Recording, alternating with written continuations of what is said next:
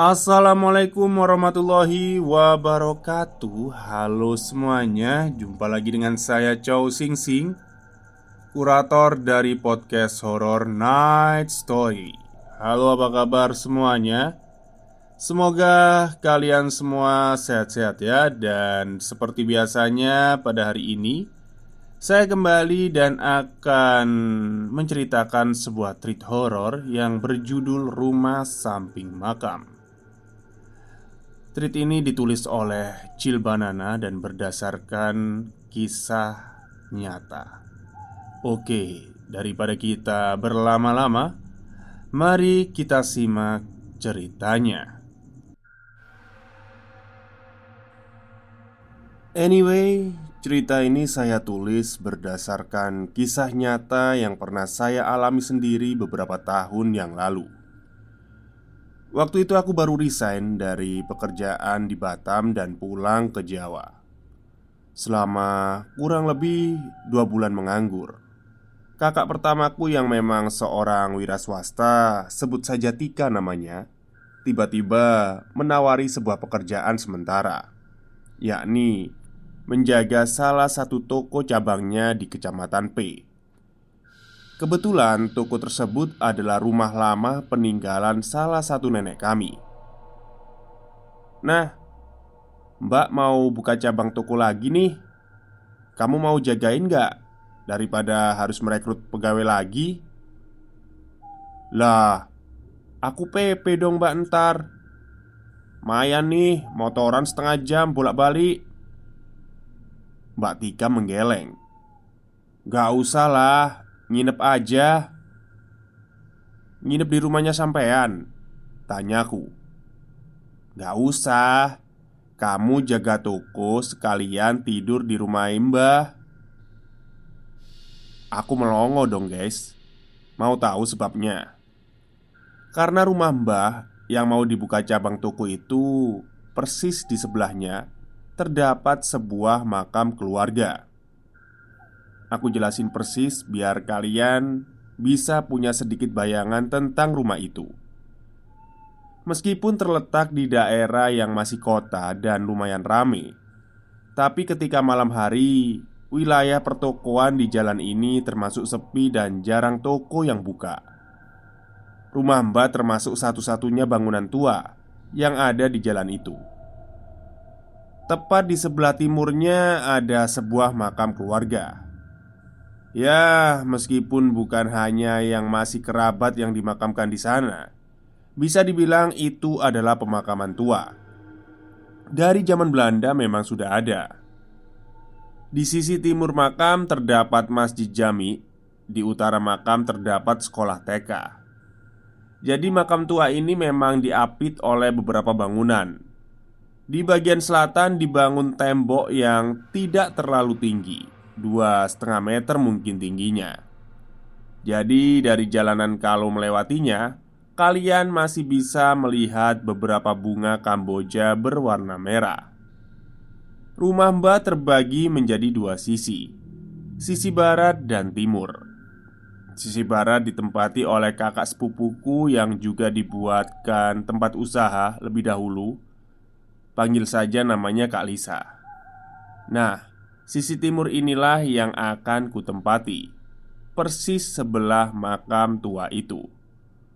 Oke, back on story. Aku sempat ragu sih menerima penawaran dari Mbak Tika ini, mengingat rumah sisi timur dibiarkan kosong selama bertahun-tahun sejak Simbah meninggal.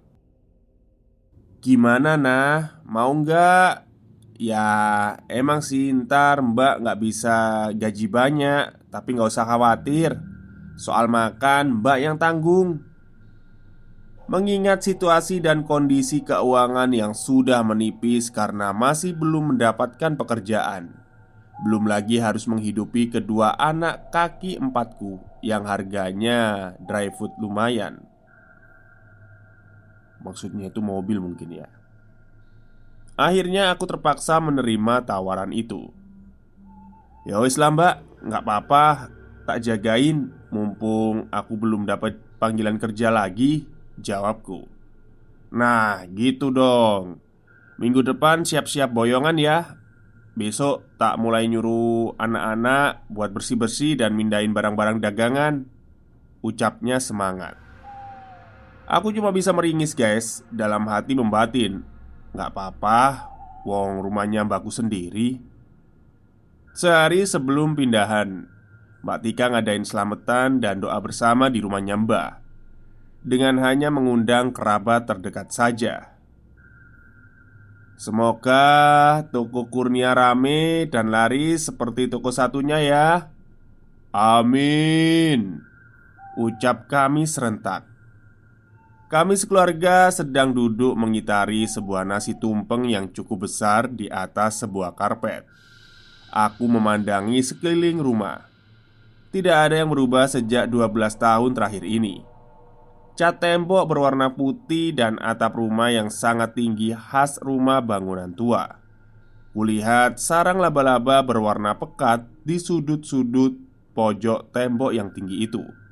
Tentu saja, siapa yang bisa menggapai untuk membersihkannya, kecuali dengan sapu plafon yang panjangnya di atas rata-rata. Tiba-tiba saja Mbak Tika menarik tanganku pelan. "Yuk nah, aku tunjukin kamarmu." Aku pun berdiri, lalu mengikuti langkahnya dari belakang, menuju ruangan dengan 2 pintu kayu tinggi berwarna hijau muda. Mbak Tika membuka salah satu sisi pintu itu. Tampak sebuah ruangan berukuran 5 kali 5 meter dengan kamar mandi di dalamnya. Kamar itu lumayan gelap dengan hanya sedikit penerangan cahaya dari ventilasi kecil di sana. Itu adalah kamar utama Mbah dulu sebelum beliau meninggal. Di sisi utara kamar tersebut tampak sebuah jendela berpintu kayu tanpa kaca dengan teralis besi sebagai penghalangnya. Memang sudah cukup bersih, hanya saja udara di dalamnya sedikit lembab. Mbak Tika akhirnya membuka kedua pintu jendela kayu itu. Aku hanya bisa menghela nafas pelan, mendapati sebuah pemandangan yang pasti membuat siapapun sedikit merinding. Di baliknya terdapat sebuah pemakaman tua dengan beberapa pohon Kamboja berbunga merah. Meskipun masih siang, suasana makam itu tetaplah senyap dan dingin. "Nah, jangan pakai kamar mandi dalam yang ini ya. Pakai kamar mandi yang belakang aja." "Kenapa mbak?" "Keran dan saluran pipanya rusak, gak sempet diperbaiki. Lagian, emang kamu gak takut apa pakai kamar mandi yang ini? Kan sering dipakai mbah dulu." Ucapnya setengah bercanda. "Alah mbak, ojo ngono toh," kataku. Jujur aku gak begitu senang dengan candaan Mbak Tika. Mbak Tika akhirnya meninggalkanku sendirian setelah ada yang memanggilnya. Aku duduk di tepi ranjang yang memang disediakan sambil kembali memandang sekitar. Aku mendengar suara kusen pintu, dan mataku pun mengarah ke pintu kamar mandi yang sedikit terbuka. Loh, kok kebuka? Perasaan tadi masih tertutup. Akhirnya aku berjalan ke arah kamar mandi dan melongokkan kepalaku ke dalam. Temaram dan pengap. Cat berwarna hijau muda nampak mengelupas di sana dan sini. Kotor tentu saja, banyak sarang laba-laba. Tidak ada ventilasi sedikit pun dari luar. Tapi entah kenapa aku bisa merasakan semilir dingin angin keluar dari dalam kamar mandi Mbah. Tiba-tiba tengkuk leherku terasa merinding. Jujur, meskipun bukan indigo, tapi dari kecil aku adalah orang yang sangat sensitif dengan hal-hal semacam itu. Hari ini adalah malam ketiga menempati rumahnya Simba. Karena di 2 malam sebelumnya aku masih ditemani mama menginap di sini. Tidak terjadi gangguan apa-apa, of course, karena tiap habis subuh sama maghrib, Mama itu sering ngaji dan sholat tahajud tiap malamnya. Really feel safe.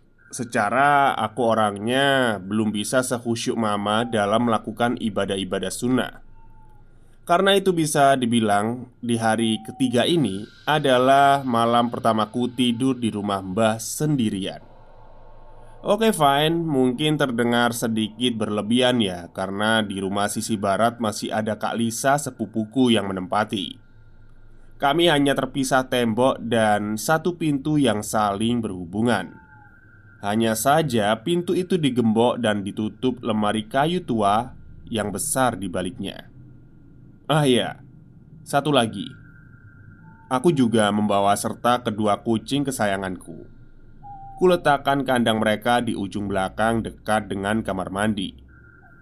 Seusai sholat Isya, aku bersantai di kamar sambil bermain HP.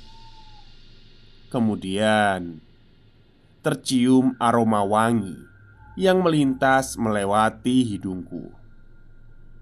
Ah, mungkin itu bau bunga Kamboja yang terkena angin melewati ventilasi, pikirku. Padahal bunga Kamboja kan gak ada bau wangi-wanginya sama sekali. Tak lama setelahnya, kedua kucingku mengeong keras dan saling bersautan.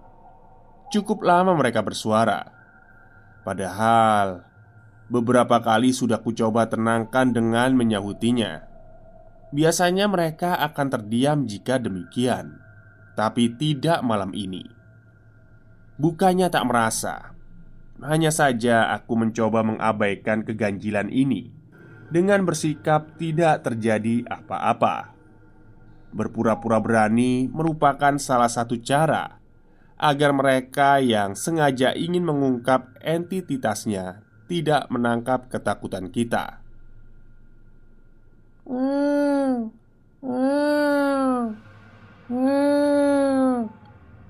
Oke, ini sudah nggak baik menurutku. Makin lama, atmosfer di dalam kamar juga makin tak mengenakan. Bau wangi makin menjadi-jadi dan suara kucing-kucingku pun melengking tinggi. Aku bangkit dari posisi dan mengambil langkah cepat menuju ke arah kandang. Momo dan Mimi, nama anak-anak kaki empatku. Oh, saya kira mobil ya. Oke, lanjut. Terlihat resah di dalam kandang besinya. Apalagi Momo, si kucing jantan berwarna hitam putih, nampak bolak-balik naik turun tangganya. Kebetulan kandang kucingku memang model tingkat yang berukuran cukup besar. Momo, Mimi, diem, ucapku sambil membuka salah satu pengait pada pintu, lalu memasukkan tanganku, mencoba mengelus manja kucing besarku yang satu ini.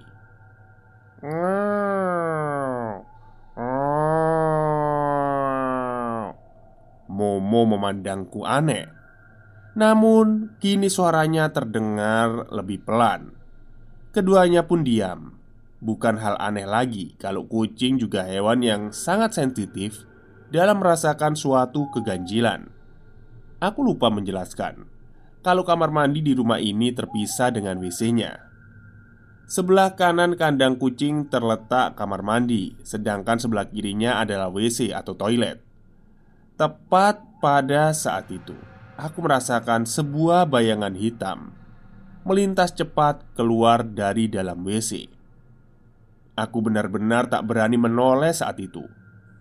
Jantung rasanya sudah ingin melompat dari tempatnya. Kulihat Momo dan Mimi menoleh bersamaan. Kedua mata besar mereka nampak melihat sesuatu, tapi mereka tidak mengeong sama sekali. Tak lama setelahnya mereka mulai bersikap biasa lagi, seperti tidak terjadi apapun. Akhirnya, ku beranikan diri menoleh dan mengintip lorong menuju kamar mandi sambil membaca istighfar berulang kali. Tentu saja, sepanjang lorong itu tak ada siapapun. Aku berusaha meyakinkan diri bahwa itu hanya halusinasiku saja. karena terlalu parno tinggal sendirian di sini. Meskipun dalam hati kecil aku yakin sih, mungkin para penghuni lama di rumah itu sedang melakukan salam perkenalan pada penghuni baru sepertiku. Sebelumnya perkenalan ini yang namanya Momo dan Mimi. Nama kucingku harus disamarkan juga ya. Mereka adalah saksi keganjilan yang terjadi di rumahnya Simbah ini. Hari-hari berikutnya aku masih mengalami gangguan yang lain-lain. Hanya saja sudah mulai terbiasa karena menurutku gangguan-gangguan itu tidak terlalu ekstrim. Seperti bau wangi bunga sedap malam dan sekelebat bayangan yang mondar-mandir, atau suara pintu yang diketuk sesekali. Tentu saja hal-hal itu tidak terjadi setiap hari, hanya di hari-hari tertentu saja, atau ketika aku melakukan suatu kehilafan. Dan akan kuceritakan di treat kali ini. Semoga hal ini bisa jadi pelajaran bagi kita semua. Jadi waktu itu, entah kenapa malam itu badan terasa capek banget. Rasa kantuk sudah tak tertahankan. Padahal masih jam 20.00. Akhirnya kuputuskan buat rebahan sebentar. Niat hati pengen merem-merem dulu lah setengah jaman. Tapi ternyata kebablasan. Aku nggak tahu waktu itu udah jam berapa. Udah bangun sih sebenarnya, cuman mata belum kuat melek. Tiba-tiba saja terdengar suara air mengucur dari keran. Awalnya kukira suara air hujan. Tapi kalau hujan kan pasti suara airnya kedengeran dari atap juga dong. Aku dengerin lebih seksama lagi. Beneran deh, itu suara air keran yang sedang mengucur. Dan arahnya dari kamar mandi dalam. Loh, bukannya keran dan pipa kamar mandi itu dalam posisi diperbaiki? Deg-degan lagi dong. Kali ini beneran udah sadar tapi nggak berani melek. Gak beberapa lama kedengeran orang kayak lagi ambil air pakai gayung. Bukan suara kayak orang mandi sih, tapi kayak ada suara aktivitas orang yang lagi berwudu gitu. Sayup-sayup ada suara orang lagi pakai sandal. Terus jalan kayak rada diseret-seret gitu. Berharap banget waktu itu aku masih dalam mode mimpi. Tiba-tiba aku ngejingkat kaget karena ada yang narik kaki kananku kuat banget. Aku ya langsung kebangun. Tapi ya gitu, gak ada siapa-siapa. Sumpah, langsung gemeter kenceng sambil istighfar. Terus baca ayat kursi dan surat-surat pendek lainnya. Kondisi kamar masih sepi dan pintu kamar mandi juga masih tertutup bahkan terkunci. Aku raba-raba HP dan terus ngelihat layar. Ternyata udah jam 3 pagi guys. Satu hal yang baru kusadari, ternyata aku memang belum sempat melaksanakan sholat Isya tadi.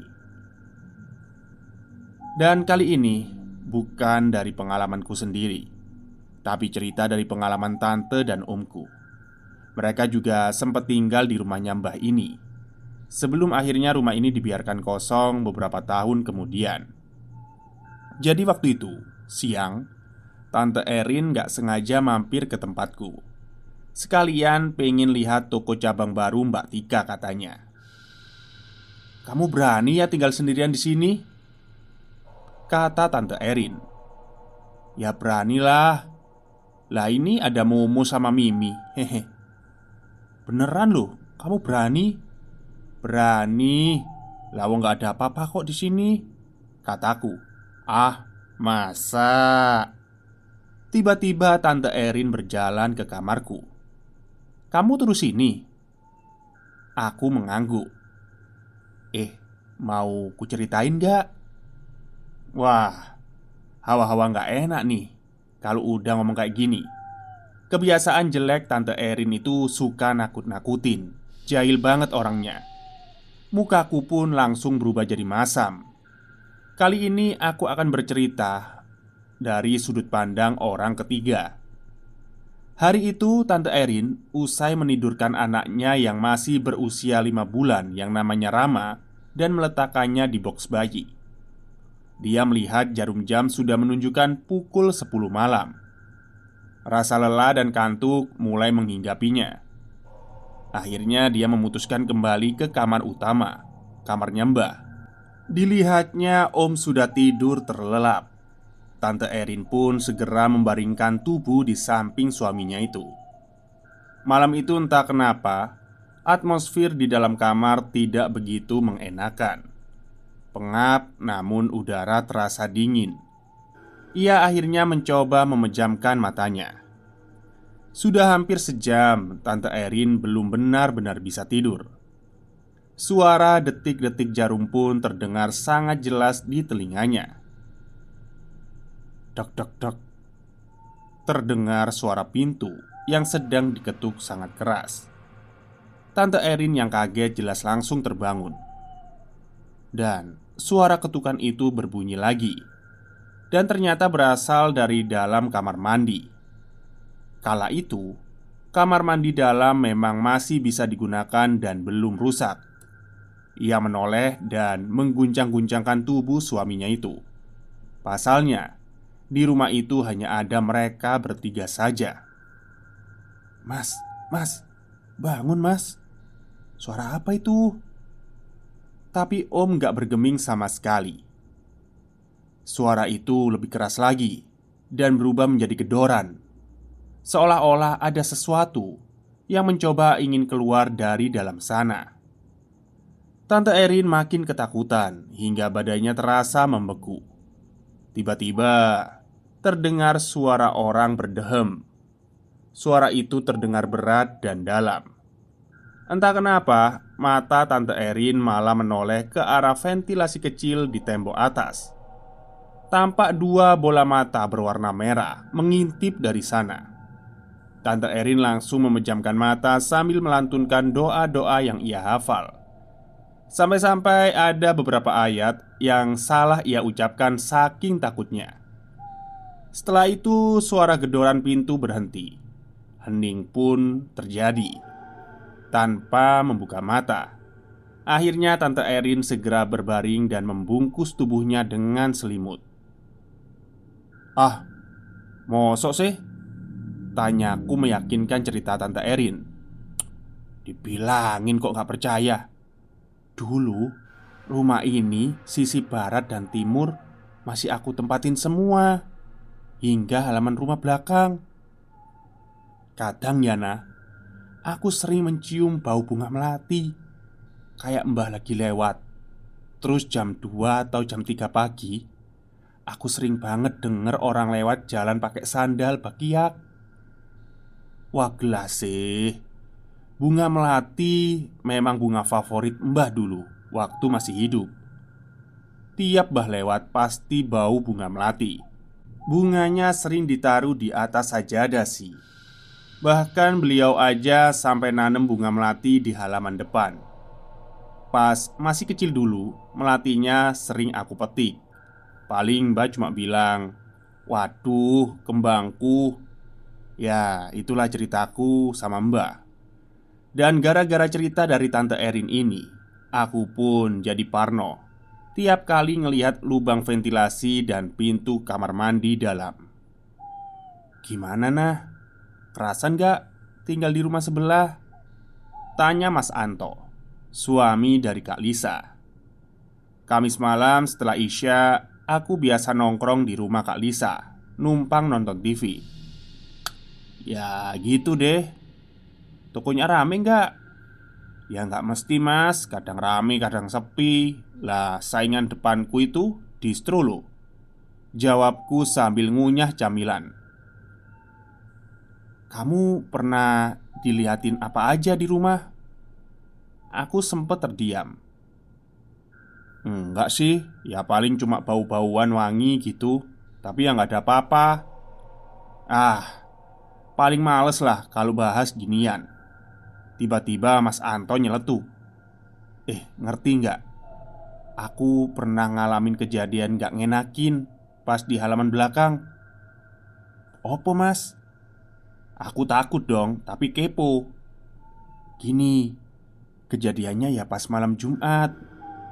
Oke, kali ini aku akan bercerita dari sudut pandang orang ketiga lagi. Kamis malam Jumat Legi, Mas Anto baru datang dari kota Surabaya, tempatnya bekerja. Setelah meletakkan tas dan berganti pakaian, ia pun duduk bersantai sambil menyalakan TV. "Han, aku minta tolong dong," ucap Kak Lisa tiba-tiba sambil membawa nampan cetakan kue. "Duh, aku baru datang, capek. Ayolah Han, aku mau bungkus kue-kue pesanan orang, gak bisa ditinggal. Jaluk tolong po. Angkatin jemuran baju, takutin ntar basah gara-gara kena embun." "Alah, iya ya." Akhirnya Mas Anto yang dipanggil Han itu bangkit dari tempatnya dan berjalan menuju halaman belakang. Aku jelasin dikit sebelumnya tentang gambaran di halaman belakang. Jadi rumah Mbak ini memang modelnya itu memanjang ke belakang. Di halaman belakang selain untuk tempat menjemur, juga berfungsi sebagai tempat menanam beberapa jenis sayur dan buah-buahan. Ya bisa dibilang halaman belakang itu seperti kebun kecil. Tak hanya berfungsi sebagai kebun, tapi dulu Mbah juga memelihara beberapa binatang. Di antaranya ada ayam kalkun, angsa, burung, dan ayam. Dulu pas waktu kecil, aku sama kakak-kakakku itu langganan dikejar sama angsa. Biasanya untuk menghalau sosoran angsa itu kami siap sedia bawa tongkat bambu kecil yang sudah dibelah. Panjangnya 1,5 meter lah. Karena itu jika kita pergi ke halaman belakang, kita bakal ngeliat jelas bekas kandang binatang yang terbuat dari kayu dan jaring-jaring kawat. Oke, lanjut ke ceritanya Mas Anto. Mas Anto akhirnya sampai di halaman belakang waktu itu. Suasana saat itu katanya dingin banget, tapi nggak ada sama sekali lah orang di situ. Mas Anto mulai melepaskan penjepit dan mengangkati jemuran satu persatu. Setelah hampir separuh ia angkat, tiba-tiba ada yang melemparinya dengan batu kerikil. Mas Anto menoleh dan gak ada siapapun. Ia pun kembali melakukan aktivitasnya. Kali ini malah dia dilempari dengan pasir. Mas Anto yang kaget langsung menoleh ke arah bekas kandang. Terdengar suara berat orang yang sedang tertawa terkekeh-kekeh. Ia pun memicingkan matanya dan mengamati seksama sesuatu di balik pohon asem yang berada di depan kandang. Nampak sesuatu bertubuh tinggi besar dan berbulu berdiri di sana. "Jamput!" serapa Mas Anto kemudian. Tanpa pikir panjang ia pun segera lari masuk dan menutup pintu rumah belakang. Tak dipedulikannya sisa jemuran yang masih tertinggal di sana. Antara pingin ketawa dan takut sih dengar cerita dari Mas Anto. "Sampean sih mas, gak baca doa dulu?" "Takut aku, badannya gede, gemeteran aku, genruwo kayaknya." Aku juga baru inget kalau pas kejadian itu ternyata malam Jumat Legi. Ah, kapok lah aku. Gak berani lagi kalau harus ke halaman belakang. Dulu kata Mbah, memang kebun belakang merupakan jalan lewatan bagi genderuwo. Jadi kalaupun ada orang yang berdagang atau berjualan di dekat halaman belakang rumah Mbah, kebanyakan dagangannya akan sepi dan jarang laku. Udah beberapa bulan aku stay di rumah toko Mbak, dan alhamdulillah jarang terjadi gangguan-gangguan lagi. Mungkin mereka rada-rada capek kali ya, karena aku sering banget bersikap pura-pura gak peduli. Kebetulan ini hari kedua aku lagi dapet alias head. Badan terasa sakit semua dan mood lagi gak bagus banget. Hampir seharian aku menyalakan musik dari laptop dengan suara sound system yang cukup keras. Beberapa kali juga ada sekelebat bayangan yang lewat di sepanjang lorong dan bau wangi bunga. Tapi tak kuhiraukan semua itu. Anehnya, kalau mood lagi jelek, aku jadi orang yang super berani, gak takut dengan apapun dan malah terkesan nantangin. Suara musik pun semakin kunaikkan volumenya. Waduh, ternyata bener ya, perempuan yang lagi menstruasi itu lebih serem daripada kuntilanak. Oke, lanjut. Malam harinya aku melepaskan Momo dan Mimi dari kandang. Seringnya mereka kulepas di malam hari memang. Kalau sudah masuk jam tidur baru kumasukkan kembali ke kandang. Kali ini mereka bermain-main di kamar, sedang aku bersantai sambil rebahan di ranjang. Waktu itu aku memang lagi asyik chat dengan pacar. Ya sekarang mantan lah ya, karena udah nikah sama orang lain. Tiba-tiba Momo dan Mimi mengeong dengan suara keras secara bersamaan. Tapi suara mereka itu sedikit menggeram, seperti sedang melihat musuh. Pandangan keduanya pun mengarah ke atas langit-langit kamar. Kupikir di atas sana mereka sedang melihat cicak, karena memang mereka suka berburu cicak, kadang serangga juga. Biasanya kucing-kucingku akan bermain-main dengan cicak dan serangga itu. Tapi setelah bermain-main lalu cicak dan serangganya mati, kucingku akan membawa bangkai hewan itu kepadaku. Sekali lagi kulihat langit-langit kamar, namun tak ada apapun di atas sana. Kosong melompong. Kupanggil keduanya bergantian, bahkan ku coba alihkan perhatiannya. Namun Momo dan Mimi masih tidak bergeming. Aku tahu mereka melihat sesuatu yang tak beres. Karena sejak itu bulu romaku merinding. Aku mulai melantunkan ayat kursi dan surat-surat pendek pengusir jin yang lain. Mataku juga mengarah ke langit-langit kamar. Udara makin dingin dan tiba-tiba ku dengar sesuatu merayap di dinding. Suara merayapnya benar-benar kedengeran. Kayak seekor serangga raksasa berjalan dengan cepat di atas sana. Hanya saja kasat mata. Momo dan Mimi masih terdiam. Hanya saja kedua bola mata hitam mereka semakin membesar. Sayup-sayup aku mendengar suara cekikikan anak kecil. Pelan sih, tapi terdengar jelas sekali di telingaku. Tak berapa lama, leherku terasa panas dan berat. Astagfirullah, gumamku. Kalau sudah begini, tandanya makin gak bagus. Mungkin mereka ada yang ingin mencoba masuk. Sialnya lagi, aku dalam kondisi yang sedang tidak suci. Bagaimana aku bisa tahu? Ya, karena sebelum-sebelumnya aku pernah beberapa kali membantu proses orang ruqyah. Segera saja aku nyalakan lantunan murotal ayat-ayat suci Al-Quran. Sekitar hampir 10 menit aku bergulat dengan mereka secara mental dan batin, dan ikut membaca beberapa ayat. Tapi beneran ini gak mudah. Pernah suatu ketika aku baru selesai mengambil air wudhu dan melaksanakan sholat isya. Kalau nggak salah waktu itu sekitar pukul 9 malam. Tiba-tiba saja terjadi pemadaman listrik. Posisi waktu itu tepat lagi di depan kandang kucing. Aku kaget lah.